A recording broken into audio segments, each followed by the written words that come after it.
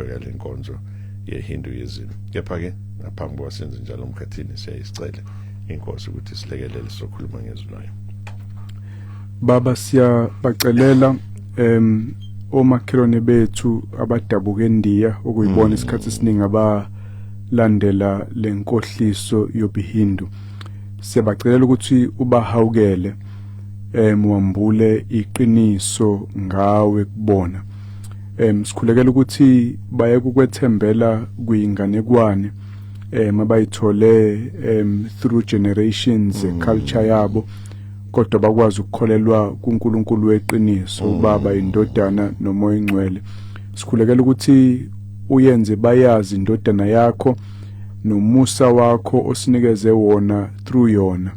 Yasifele siphambanweni ukuze izono zethu zikwazi ukuxolelwa eseyihlawulele ngegazi lakhe.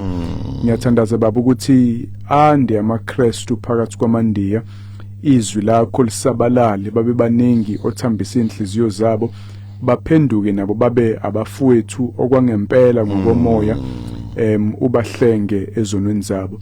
Sinikeza ulwazi-ke thina Nkosi khona sokwazi nokuthi sibavangele kanjani, sibakhulekele kanjani, si-interacte kanjani nabendaweni zokusebenza, endaweni esihlala kuzona, na yonke indawo la esihlangana khona nabo, futhi sinqandeke ukuthi singayitholi silingekela kwezinye inkohliso bona abakholelwa kuzona.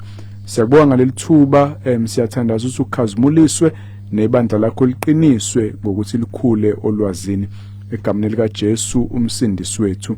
Amen. Amen. Siyabonga Mkhathini, siyabonga kakhulu.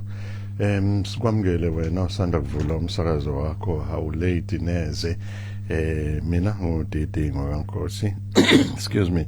Ngizoba nawe kuze kube ihora lesikhombisa, ngingahambi ngedwa, ngihamba nomfundisi uKhoza webandla laseKhanyeni Baptist Church.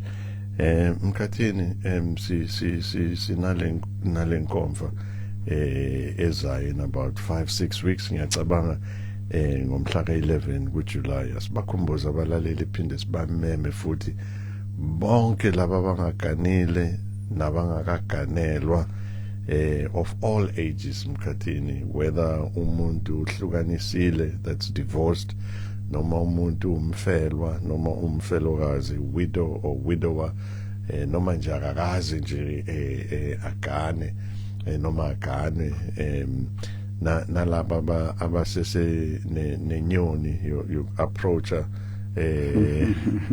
mafela ngaphakathi, nalaba nje abafuna sibalekelele kepha bayasaba nje baphumela ubani, nalaba bathola indlela zokucasha Mkhathini, athi mina ngisebenzi manje ngiyamfuna unkosikazi kodwa angiqashiwe ngisebenzi. All of those uma nje ufollow kuleyo category Mkhathini, siyabamema ngomhla ka-11 kaJuly, sicela imininingwane Mkhathini. Iphumile ke poster uyithole lapha enkundleni zokuxhumana, uyispread umeme nabanye. I-Sound Doctrine Hub invites you kwi-Singles Conference ka-2026. Kulo nyaka sikhuluma nge-theology of friendship. Thini iBhayibheli ngendaba yokungana, uNkulunkulu usambuleleni singacoshani lapho okuzosiza to navigate building meaningful godly relationships. I mean friendships, ama-relationships na, kodwa lawa obungani ikakhulukazi uzokwenza kanjani ukuthi abangano nabo babe ne-impact enhle empilweni yakho, bakufaka i-peer pressure engcwele ekusondeza kuKristu, hayi ekudonsela kude. U-11 July kusukela ngo-9 kuya ku3:30 silapha eMontclair Recreational Hall, 191 Wood Road lo eMontclair. Siyamema ke singathanda kakhulu ukuba nawe, sizobonana ubuso ngobuso, sizoxoxa izwi likaNkulunkulu, sidla ukudla ndawonye, sifellowship, siquestionane, sixoxe, silekelelane. Siyafisa ukuthi ube nayo ikhona ke number mfundisi lapha nayo ukuthi basazise Mabeza, just for caterisha, sazi ukuthi isibalo singakanani, wonke umuntu akwazi ukulungiselela. I-poster itholakala Mkhathini. Ngicathi bazoyithola lapha ku Facebook page yethu, Sound Doctrine Hub Nevuma FM. Uma uya lapho uzofika uyithole isikhona. Uxhumaneke nangezinye indlela kodwa isiya floata nje all over. Nako WhatsApp ungakwazi ukuyithola mawuthumela kule number esiyikhiphayo na uthunyelelwe ukwazi ukudlulisela kwabanye. Siyabonga Mkhathini, sibakhumbuze phela ukuthi akhokhwa lutho. Yes, i-free noma abaye bafike bayazi ukuthi sifike sibe ne-session yokuqala neimfundiso, kube ne-lunch, khona nenye session bese bakhona ne-Q&A, kodwa konke lokho kuza mahala including i-lunch. Isikhona isikhathi sokunikela ukuthi usibusise ngalokho uNkulunkulu akubeka enhlizweni yakho okuya towards ama-cost okwenza i-conference, kodwa akuphoqeleke lutho, ayikho registration fee. Sifuna nje usazisa ukuthi you are coming, khona soqinisekisa ukuthi nawe ubaliwe ma prepare izinto, kodwa nje siyafisa nize ngobuningi benu abantu abasingle. Akusinkomfa yabantu abasha kuphela, o abantu abasafuna ukushada kuphela, kodwa omunye akafune nje into emhlanganisa nomshado, wozoza ukuthi kuphilwa kanjani, utheni uNkulunkulu maqondana nabantu abanjengawe, divorced, ushonelwe, konke lokho, u-single mother, single father, wamosha, qhutshewa kanjani after usushaye amamomisha anzima. uNkulunkulu akasilahli kodwa uyasifundisa sikwazi ukuqhubekela phambili. Sibonga Mkhathini, sibonga kakhulu kuloko nokuthi nje Mkhathini uyakwazi wesilisa ukuthi ube nomngani nje owesifazane ngale kamathandana, noma uwesifazane ube nomngani nje owesilisa, a male friend, hayi boyfriend. Ezinye zezinto esiyokhuluma ngazo lezo Mkhathini. Yashuba impela musu yalapho, ngiyamajina uMamkhosi nje noma Mkhoza lapha eKhabetha, hayi xoxwana kodwa sikhuluma uthini uNkulunkulu. Mlaleli, sitesibona namuhla sibheka inkonzo yabuHindu, kepha ke ngoba uhlelo olwenu nawo ama messages angenayo engizowafunda ukuthi siwaphendule, singaqhubi nje lokuthina sithe sizokwenza. Now uthi, good afternoon, can I please remain anonymous? If somebody was baptized, accepted Jesus Christ, but later fell back into sin and now genuinely wants to repent and return to God, do they need to be baptized again, or it's sincere repentance enough for restoration? Now mbuzo Mkhathini. Interesting question. Angazi nami ngokucabange kahle, kodwa ngathi mawukuthi ngesikhathi ubhabhadiso kokuqala wawusindisiwe kwangempela, then there's no need ukubuye ubhabhadiso. Sonke siyawela ezonweni, iBhayibheli likhuluma nje ukuthi zivume ungathawuna sono bese uyaphenduka, uNkulunkulu ulungile uthembekile ukuthi akuxolele. So alikhulumi ngokuthi asibuye siqale phansi, except ke ma ubone ngathi wabhabhadiswa vele ungakholwa, i-baptism yakho then is invalid. Uma ukuthi wawungakholwa kwangempela at the time, then it might be good ukuthi ubhabhadiswe futhi. Sanibona abafundisi bami, evuma ngicela ukubuza ukuthi umuntu eseshonile bese kuthiwa akagqokiswe ingubo yesonto, ngoba naku lapha ekhaya abazali babesonta kodwa yena akasonti inhlobo, ngabe kulungile lokho avulwe eboxini kuthiwe akakhishwe inkinopho nozipho uma egqoke izinto ezinalezinto? Kubuza umusa kaDinangwe Mfokadlomo, uyena obuza lento. Angizazi ke lezi ninkinopho namazipho nani kepha ke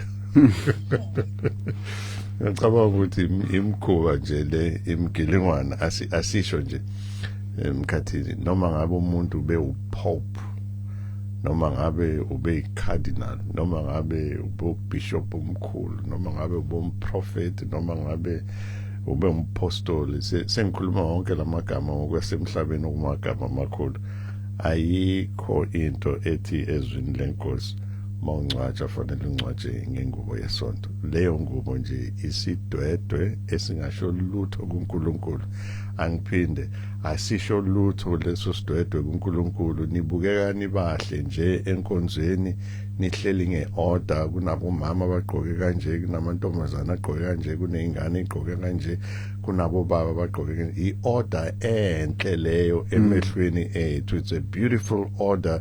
It's very lovely. Kepha akuna uniform enomthelela nomncane ukuthi uyalibona izulu noma uzulibona izulu. Ngisho noma bangaqhokisa eka Pope imbala uzoyesihogweni nje mungaba bungenabo ubudlelwane noKristu. Amazipu namacici negolide, izinto zomhlaba zonke lezi zibuyele emhlabathini la zisala khona.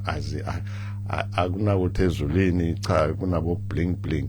Izulu linama bling bling walo wasezulwini, akukho kwasemhlabeni okuyongena ezulwini. So ngicabanga ukuthi mina ingane indlela ngizwa ngayo, angazi khona wena ukupick up ayo umkhathini kulombuzo kade nawo.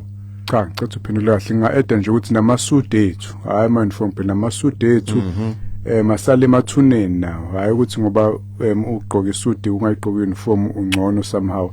Kodwa umuntu mayiya ngale uhambe seyomphefumulo, akahambe egqoke i-uniform nengubo yasemhlabeni.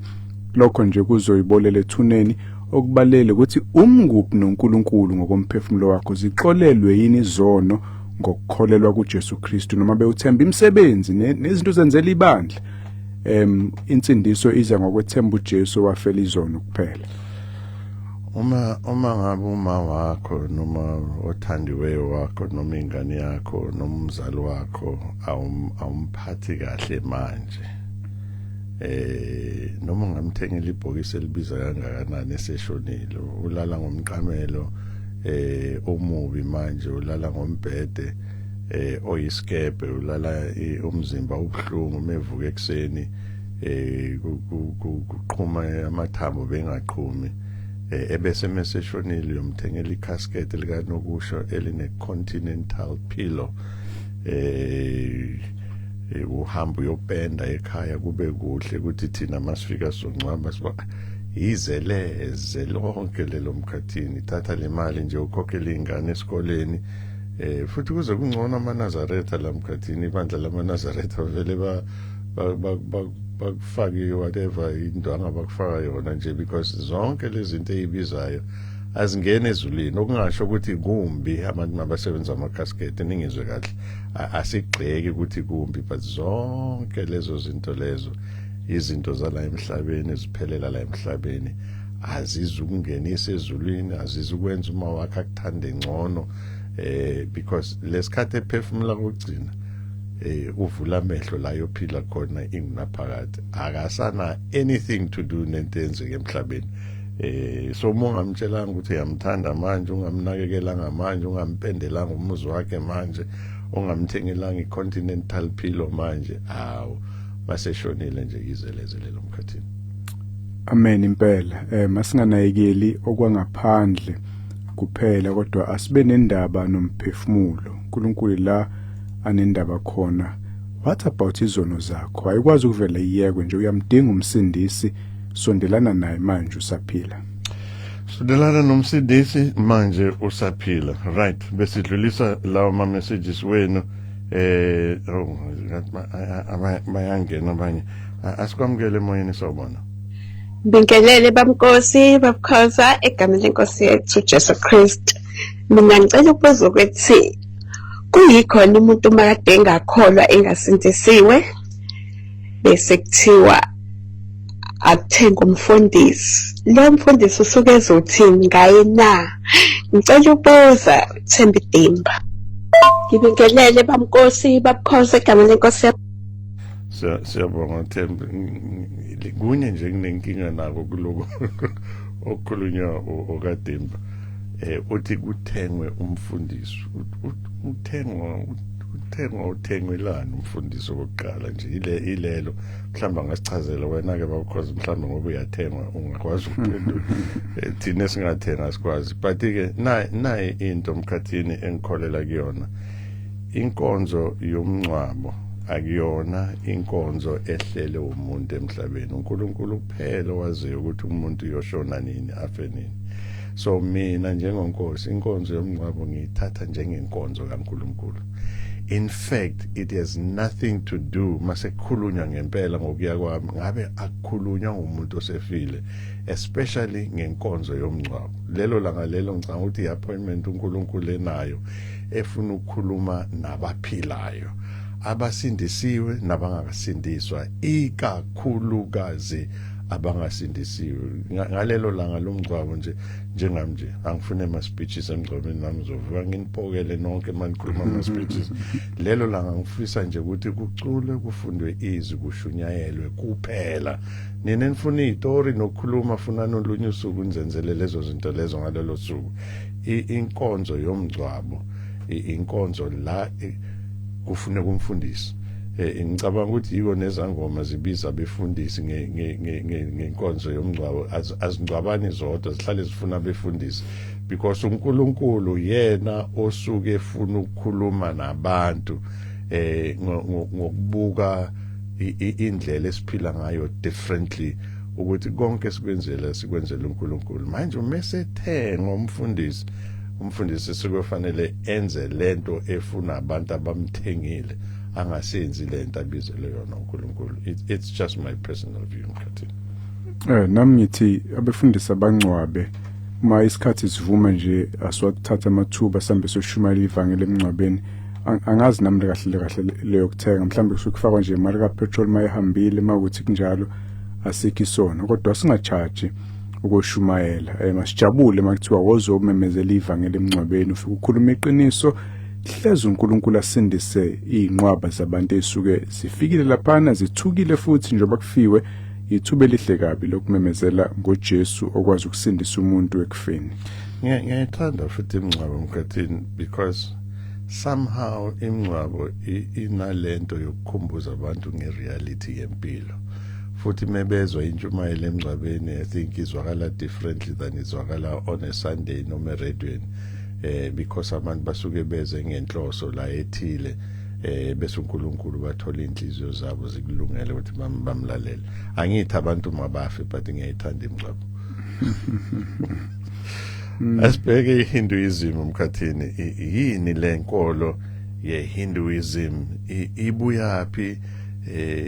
Size sibe nalenkonzo yeHindi noma lenkolo yeHinduism eSouth Africa. Hayi, angimazi mina umuntu omnyama ngisho amakhosi ethu impela oShaka kasenza ngakhona. Hayi bengekho lento mkhathini.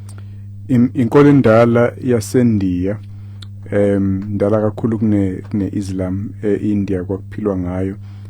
Ifika la eSouth Africa ngesikhathi amaNdiya eqala ukuza ngapha ngabo 1860 ezosebenza eindaweni zomoba.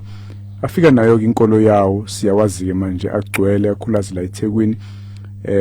Abafowethu baseNdiya sebenza nabo, si shopha nabo la kushopha khona, abanye bahlala nabo.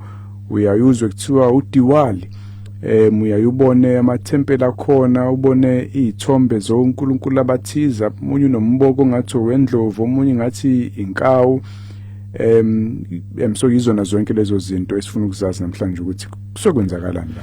By the way, iSound Doctrine Hub inabalandeli abaningi bamaNdiya. Amanye babo bayashaya, abanye babo bayathumela ama messages, sifunda ama messages wabo abavela kule sizwe samaNdiya.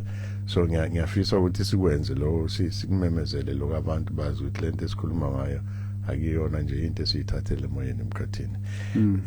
Njengoba sisho ukuthi thina yonke into esikhuluma ngayo siyibhayisa ezwini, sibonile nalezi ezinye inkolo esikhulume ngazo in the past, abanye basenza iBhayibheli plus something, iBhayibheli plus something, and then sabona inkolo yamaSulumane last week abasebenzisa iQuran and all of that. Yiphi incwadi of authority uma ikhona okuthiwa ke hayi lenkolo nayi into eincwadi yeqiniso engaguquki, enamandla, esizimisele nokuthi sifele ngobe siyakholelwa kulento? anayo amahindu zimbili kuthiwa ishruti bakholwa ukuthi yambulwa onkulunkulu babo over many years indala impela khona balo la into ekuthiwa iVedas amacula khona ama-chants ama-ritual ukuthi enziwa kanjani khona nama-spells nemithandazo eyenziwayo bese kuba khona bathi smriti lokhu-ke abasho ukuthi kuvela konkulunkulu babo kodwa kwabhalwa ungasho ukuthi izazi zawo kamahindu bedatisha yona le shruti ekuyona bathi yona ivele kuNkulunkulu lana-ke kwi-smriti khona iyitori ama-poem indlela zokuphila efamous kunayo yonke mhlawumbe uzolezwa igama kuthiwa iBhagavad Gita hayi namavesi awu-700 ingxoxo between i-warrior elithize no-Lord Krishna besempini kukhulunywa ngokuthi umuntu aphile kanjani ukuze abe nanokuthula and then khona ama-collections amaningi ama-story ubuhindu budle kakhulu ngey'ndaba nama-stories akhuluma ngokuthi umhlaba wadalwa kanjani izimpilo zalezi izithiko zakhona njengoVishnu noShiva noDevi nemilando yamakhosi akhona so basebenzisa lezo zinto ezimbili ezinezinto eziningi ngaphansi kwazo ukuthi bagcine into abakholwa ukuthi yona iqiniso ngereality ukuthi uNkulunkulu ubani uvela kanjani and so forth. Ngaphambi kokuba sibuke siqathanise lenkolo yabo naloko esikufunda ezwini likaNkulunkulu ukuthi kuyikona kona noma akukona ayibangeli lento yokuthi nanoma ke bathi ukhona uNkulunkulu kodwa bagcina banoNkulunkulu abaningi ababakhonzayo that's one or mhlambe even nalento ukuthi nanoma bangakholela ukuthi uNkulunkulu munye ziningi indlela eziya kuloNkulunkulu futhi lezi ndlela zidlula koNkulunkulwana abanye ngikubiza ngaboNkulunkulwana because bakhothamela izinto eziningi labantu laba bakhothamela uNkulunkulu abaningi noma uNkulunkulwana abaningi ingabe ngalendlela lenkolo ihleleke ngayo noma indlela yokuthi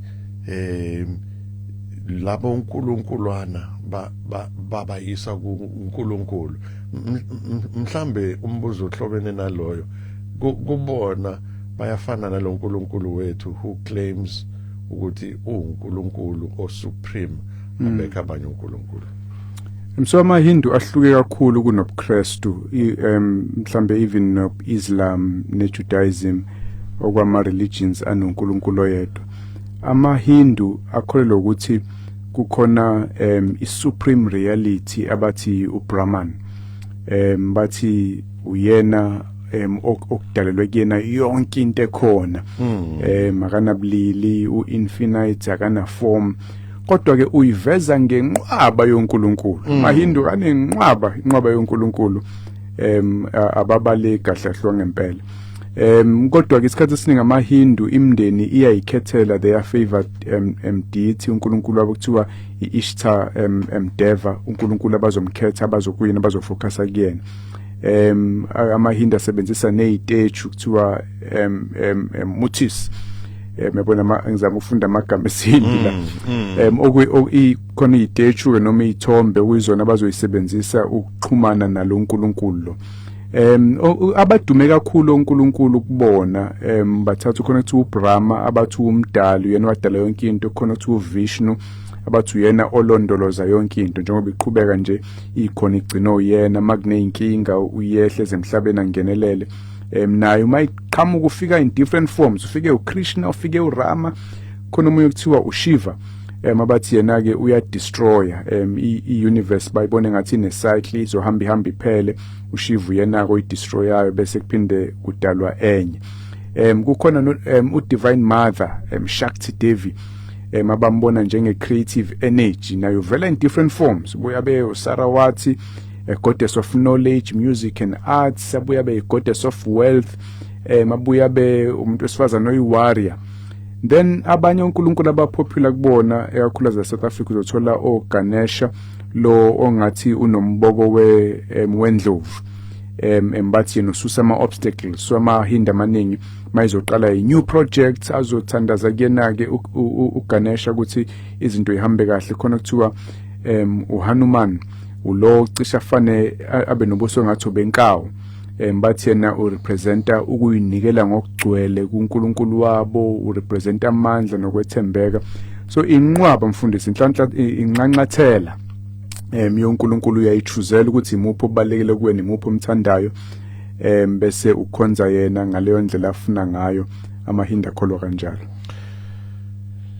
kuningi ngalenkolo mkhathini mhlambe asithi sekhona lapho sithi uNkulunkulu uthi awukwazi ukukhonza amakhosi amabili uzothanda enye uzonde enye lento esiqale ngayo sikhuluma ngayo lento yokuthanda imali kakhulukazi abantu abasindisiwe ngendlela bethanda ngayo imali ababona ukuthi nje le mali siyisithixo siwuNkulunkulu kubona uma bebaningi kangaka labo uNkulunkulu uba satisfy kanjani emkhathini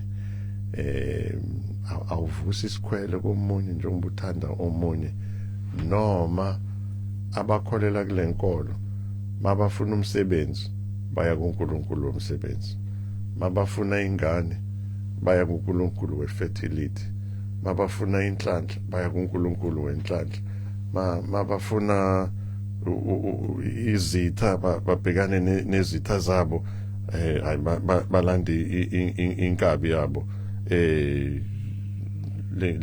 lo uNkulunkulu wabo wempi lo destroyer kwasani what's going on here ba kanjalo impela cishe kufane nabantu bakithi sometimes aba-understanda ubuKristu njengento oyi-edayo enkolweni yamadlozi okay mangidinga ukungena ezulwini nensindiso alright uJesu uzongisiza ngalokho kodwa mangingabathola abantwana okay ngidinga abadala bakithi la mangizwe ngathi ngiyagula ngisola ukuthi khona umuntu ongithakathile okay ngidinga isangoma manje nawo amaHindu anento kanjalo within labo uNkulunkulu babo banama functions ahlukahlukene and therefore uthinta lokhu okudingayo uSathane uyakwazi ukubakhohlisa abantu ukuthi bangamazi uNkulunkulu weqiniso bacabange nje ukuthi bangazakhela ama varieties oNkulunkulu abathandwa yibona abazokwenza izinto ezithandwa yibona kodwa konke lokho kuyinkohliso lithini izwi nabo konke lokho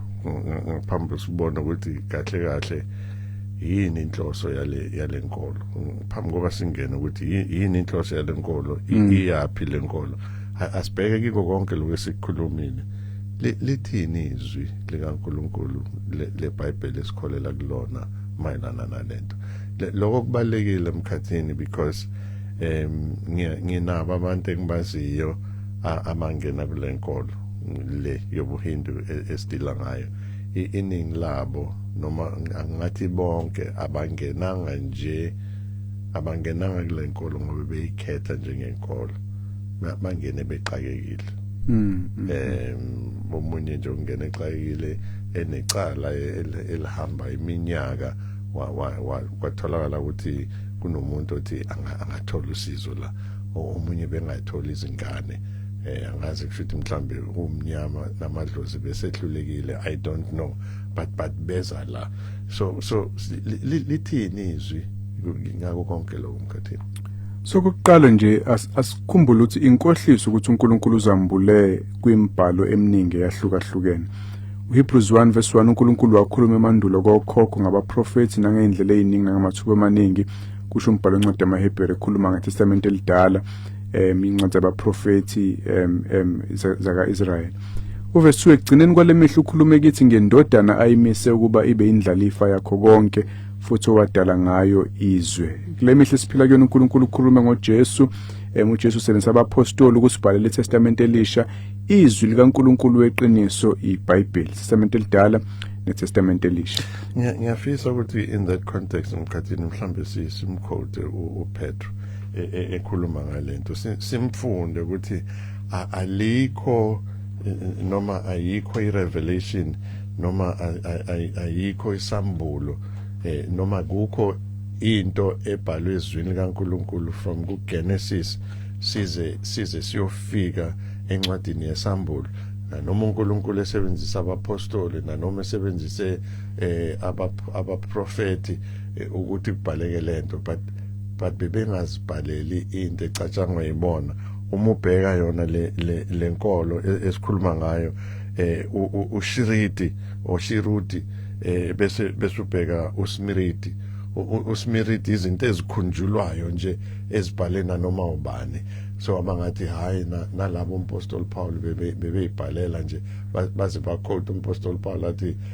la kusho uKristu kusho mina as if lawo mazwi lawa akaphefumulela ngoNkulunkulu uthini uPetru ngalokho so uPetru uyasifundisa leyo nto ukuthi izwi likaNkulunkulu noma la kwasetshenziswa abantu ukuthi balibhale kodwa la livela kuNkulunkulu impela u2 Peter ku chapter 1 mabuka lapha na verse 21 ngokuba akukho siprofeto noma nini esake seza ngentando yomuntu kodwa abantu beqhutshwa ngumoya ongcwele bakhuluma okukaNkulunkulu moya ongcwele wabaqhuba njengomoya uqhuba umkhumbu ushonisa ngapha nangapha khona kuzophuma exactly amazwi kaNkulunkulu whether iTestament elidala noma iTestament elisha 086101030 086101030 noma ku 073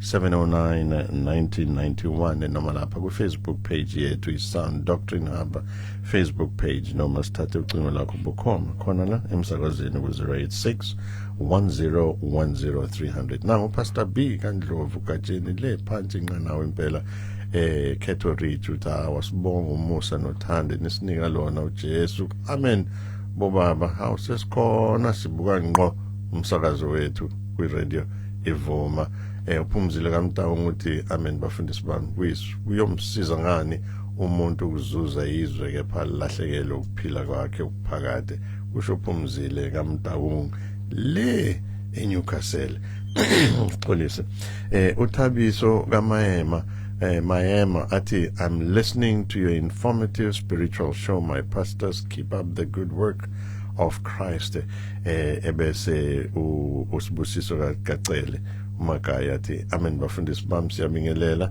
sekuleso sikhathi sokubusiseka siyambonga uNkulunkulu ngani ukusho usibusiso kacele lapho uthi niyalicacisa kamnandi izwi bacotshwa benkosi nime njalo neimfundiso zenu asikwamukele emoyeni nawe sawubona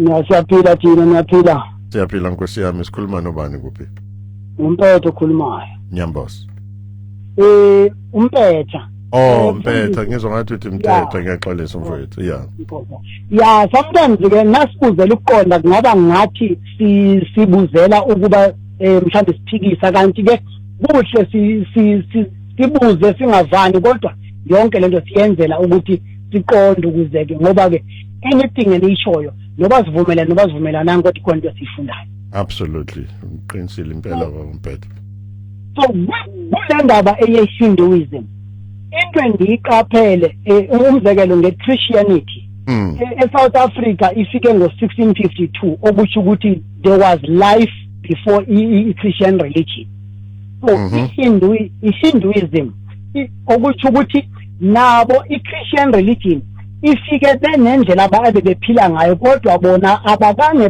batshintshe njengathi South African emveni koba kufike iChristian religion kwaba ngathi besingenayo uThixo kwaba ngathi obona buThixo bufike neChristian religion of which izinto zifike neChristian religion zeze singakwazanga ukuzijika ngamagama wazo umzekelo ubungcwele kudala bukhona even before iChristian religion ngoba ngamagama wethu ebesinawo as South Africans so umoya engcwele ufika ngane Holy Bible okanye awufika neChristian religion. Alright, Baba Mpetha, ngiyafisa ukuthi masikhuluma Baba Mpetha sikhulume ngolwazi olugcwele.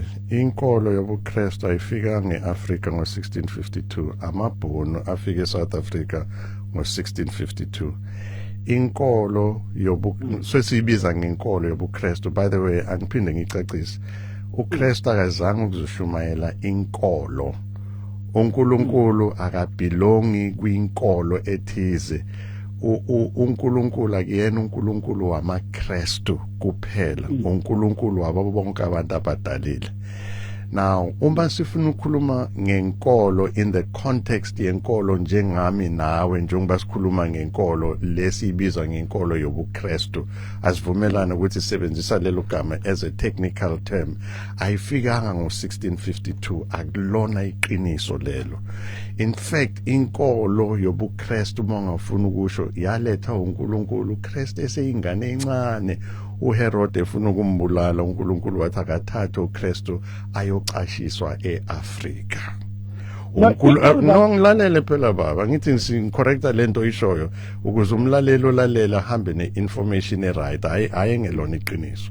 Okokuqala lokho, uNkulunkulu wathatha uKristu wayombeka eAfrika, hamba ufunda izwi likaNkulunkulu. Lento engishoyo ayikusuwumlando nje usezwini likaNkulunkulu. Okwesibili, funda incwadi yezenzo uchapter 8. Indoda yaseTopiya eyisikhulu saseTopiya eyamkela uKristu ithola inkolo yobuKristu kuFilipo bekade ewumfundi kaKristu long before 1652. Long before 1652. So asingakhulumi into engelona iqiniso. Asiqhubeke Nkosi, ngilalele phela, mina ngikutshela ama-facts wasezwini nomlando, hayi lewe noyishoyo. Okwesithathu, inkosi, I think it was in the early 300s, inkosi yaseTopiya yadeclare inkolo yobuKristu as the religion yaseTopiya as a whole. So akulona iqiniso nakancane ukuthi inkolo yobuKristu masithatha njengenkolo yobuKristu ifike eSouth Africa noma Africa ngo-1652. Funda iBhayibheli sikhuluma ama-facts. Let me substantiate. It substantiate statement sama mfundisi. No, but your substantiate this statement is ngelona iqiniso. So your substantiate uthi 1652, that is wrong. So anything also is substantiate, it's not true. Anything, because your foundation is already false. Give me the chance, mfundisi, please. Because kubalekile in the substantiate statement sam. Qhubeka baba. Yebo mfundisi. Into engiyichoyo ke ithi now uthetha nge-Africa, mina ngithetha nge-South Africa, right? E-South Africa iBhayibheli ifike ngo-1652 ndisamile up. And okwesibili, asikwazi ukuthi inkolo ye-Hinduism iyinkohliso okanye into wrong, sithatha kumbhalo we-Christian Bible, then okusho ukuthi ifanisa ubuswiti be-apile nobe-orange, ngoba nasingafumani izinto kwi-Book of Authority eye-Hinduism asizukwazi nakhona sabe si-unfair uba masithi into ebhalwe kwi-Book of Hinduism iphikise izinto ezikwi-Christian ezikwincwadi ye-Christian. Usekhona bro? Ayisekho lensizwa. Angivumelani nayo ngomoya omuhle nje, angivumelani nayo. Enye into, we are not here to promote a particular religion. We are here to promote Christ. And promoting uKristu, people have a choice. And I like stressing this, Mkatin. Let people think. And when you think, uNkulunkulu uzokulekelela, because le brain uyithole uNkulunkulu. But asingeze emoyeni sizokhuluma into engelona iqiniso. I'm not going to give someone airtime to spread the lies. Mkhathini. Ngiyavumelana notata ukuthi we are not looking at religions and unpacking them from their own perspectives. Sine starting point esithi iBhayibheli iqiniso. It's a Christian radio program. We are not going back ekutheni why iBhayibheli liyiqiniso and questioning that. We've already made that assumption. Singakwenza lokho ngileya kodwa namhlanje sisebenza ngalo njengeqiniso. Acts 17 uthi ngalokho uNkulunkulu wayithalalisa izikhathi zokungazi kodwa manje usememezela ukuba abantu bonke eindaweni zonke baphenduke ngokubumisila usuku azakohlela ngalo izwe ngokulunga ngomuntu ammisele khona lokho enika bonke ithemba kumvusa kwabafileyo. So uNkulunkulu uyayirecognize izikhathi zokungazi ezazi khona eindaweni zonke including eSouth Africa. Zazi khona izikhathi kungakafika ubuKristu. iSouth Africa ingenalo ulwazi ngoNkulunkulu weqiniso, sasidideka njengazo zonke ezinye izizwe, kodwa sezadlula lezo khathi. Manje uNkulunkulu usambulele indodana yakhe ukuze asinikeze ithemba ngayo eyivuse kufeni. Singasindiswa ngoJesu. uJesu uNkulunkulu wethu, uye owasidalayo, asikhonza uNkulunkulu wezinye izizwe. 073-709-1991 number 086-1010-300 073-709-1991. Thumela voice note noma text message yakho. Ungayithumela ibe yinde kakhulu phela ukuze sikwazi ukuthi silalele. Number 086-1010-300. Nangomunye uthi amen bafundisi bami, ngihleli nami ngilalele izimfundiso ezakhayo kusho uNtomgayise kaMabanga ele osizweni eNewcastle. Mkhathini asibheke igoal yeHinduism ukuthi iyini ngempela igoal yeHinduism. iHinduism ikholelwa kwilento ekuthiwa reincarnation, ukuthi umuntu uyazalwa afe aphinda azalwe futhi.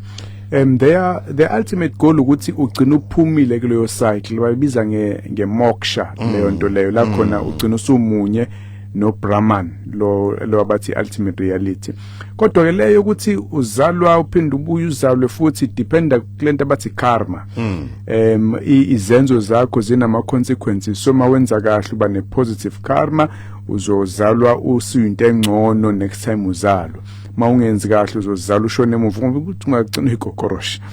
Noma ungagcina into enkulu enhle mawuthi ikarma yakhe right. Ila ngifuna ukulela khona Mkhathini ukuthi ngokwalenkolo uyazalwa ungumuntu, kepha musu ufile kungenzeka uzalwa uyisisilwane, uyikati, uyinja, uyini. Would that be correct? Yes, but kodwa the ultimate goal kulenkolo bafuna ukuphuma kuleyo cycle, bafuna ukugcina bemunye no Brahman. So ke kuneyindlela abayisebenzisayo, kukhona ikarma yoga la khona izinto ozenzayo ibalekile, ibhakti yoga, mfanele ube devoted. Kahle kahle lento yoga nje ubona abantu bestretcha benzani iqhamuka kubi Hindu kahle kahle original le ibizwa ngeRaja yoga la khona umeditator, stretch umzimba wakho ngendlela ethile izo noma abantu bengasakwenzeli ube Hindu manje bakwenzela nje ama exercise, kodwa la qhamuka khona. So kuneyindlela zokuthi yini kufanele uyenze, kufanele uyinikele emathempelini, kufanele ufuna ulwazi umeditate ukuze ekugcineni uzoba lo muntu ozophuma kule cycle ye reincarnation wena ugcine umunye no Brahman. Otherwise uzolokhu uzalwa based ekutheni karma yakho injani ngokwezenzo zakho. Ngiyafisa ngelinye ilanga ke sibheke lento yeyoga Mkhathini, because lento yeyoga originates from lenkolo, and lento yeyoga nama positions amanye wenzayo weyoga awenzi nje wona ewodwa, ane mantra ahambisana nayo.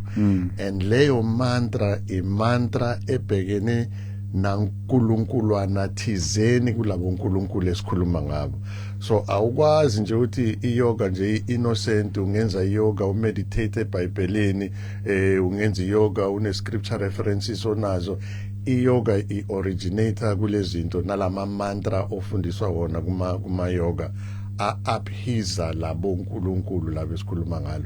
And iqiniso lelo Mkhathini, we are not here to scare people or anything, but this is one thing abantu kufanele ba understand na lensizwa yakaMpetha, ukuthi uma sithi uyashona uMpetha namuhla kusasa yovuka eseyigundwane, because nayi lenkolo isho njalo.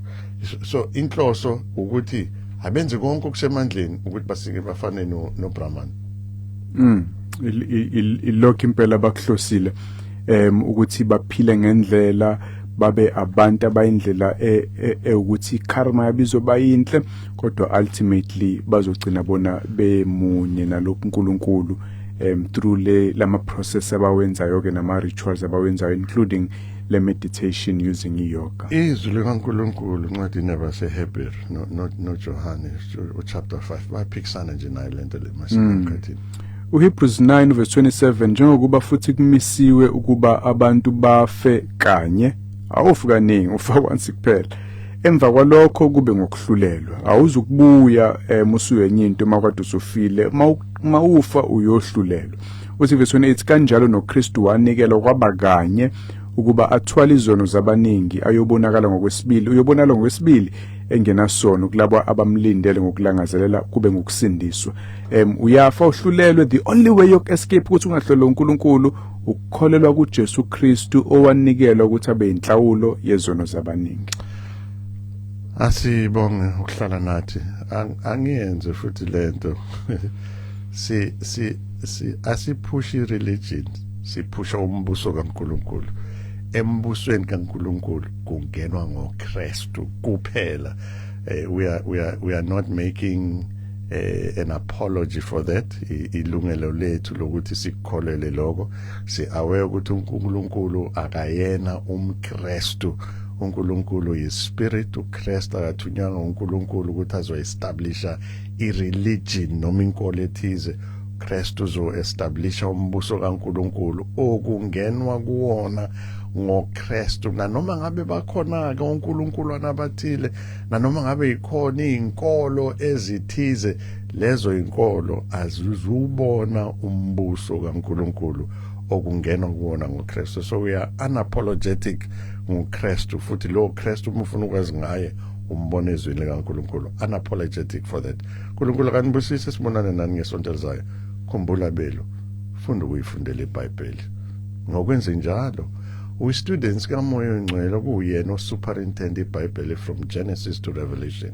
Awusona students kaNkosi noma sikaMkhathini abakhona namuhla bangekho kusasa abangashaya unqimphothe kusasa kepha uMoya oNgcwele uhlale njalo nje kaJesu. uNkulunkulu akubusise sibonane nawe ngesonto elizayo.